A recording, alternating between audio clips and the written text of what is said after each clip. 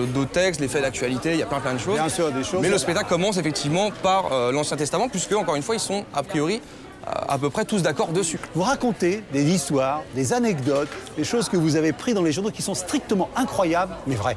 Ouais, c'est vrai que je me suis amusé à faire une grande recherche.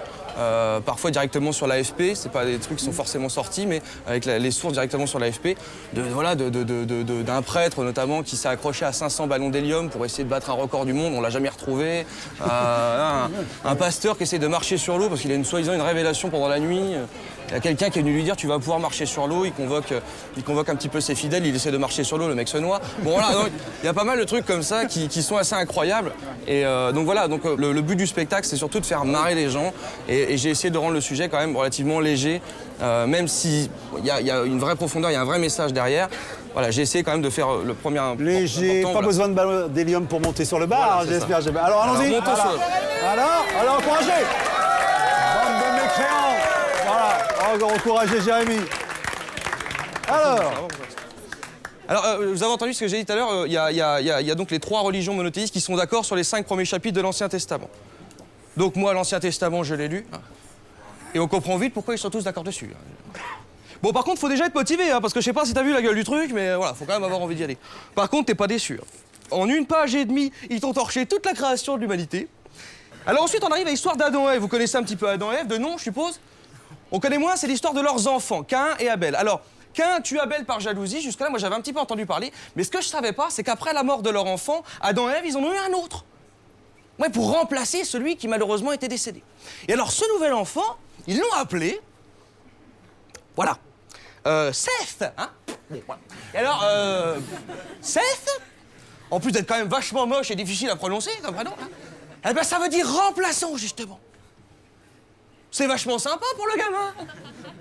Maman, pourquoi je m'appelle Seth? Parce que ton frère est mort et que tu n'es qu'un remplaçant. Ceci dit, c'est eux qui ont raison, on donne pas assez de signification au prénom de nos enfants. Moi, le mien, le premier, je l'ai appelé tant pis. Alors, je conclurai sur une jolie petite histoire de couple que j'avais trouvée pour la Saint-Valentin. Je vous fais le résumé du début. En gros, c'est une femme qui se dispute avec son mari, donc elle boude un petit peu, elle repart chez son père. Son mari vient la rechercher chez son père, le jeune couple se réconcilie, et donc ils repartent chez eux. Mais arrivé à mi-chemin, la nuit commence à tomber. Alors ils ont très peur de pas arriver chez eux avant la nuit. Bon, en même temps, ils sont partis à dos d'âne, alors c'était à prévoir, mais enfin, peu importe. Donc ils s'arrêtent dans un petit village et ils demandent l'hospitalité pour la nuit. Et là, vous avez un vieux paysan et sa fille qui acceptent d'héberger le jeune couple. Donc tout va bien, il y a le jeune couple, le paysan et sa fille, ils sont tous les 4, ils font connaissance, ils boivent l'apéro. Et là, vous avez les voyous du village qui viennent toquer à la porte du paysan et qui demandent à ce qu'on leur livre l'étranger. Ah ben vous savez quoi, le paysan? Il va défendre l'étranger. Il sort de chez lui, il va devant les voyous et il leur dit ça.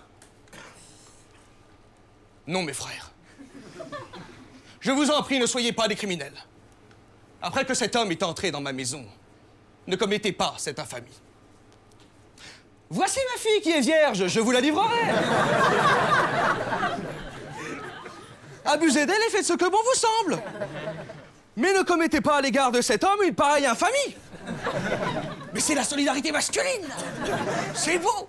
Mais les mecs, ils veulent pas de sa fille. T'as vu ta fille, t'as vu le machin, on ne veut pas.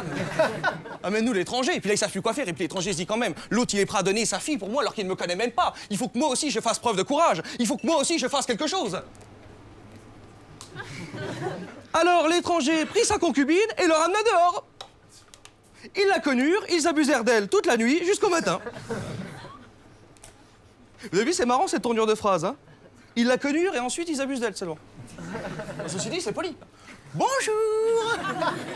Ah ben moi c'est Thierry, lui c'est Henri, lui c'est Raoul. Hein? Oh ben nous on venait vous violer, on voulait vous connaître quand même un petit peu avant. Je continue. Au matin, son mari se leva, il sortait pour continuer sa route. Ah, il avait oublié sa femme, vous avez vu le mec? Il a bien dormi, il s'en fout. On a les clés de l'Inde, tout ça, on décolle.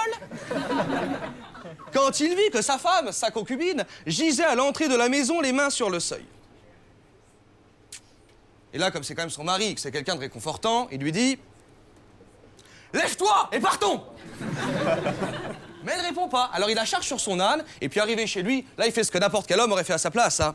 Il prit un couteau, et saisissant sa concubine, il la découpa membre par membre en 12 morceaux, puis il l'envoya dans tout le territoire d'Israël. Fin. Ça va mieux? Bravo.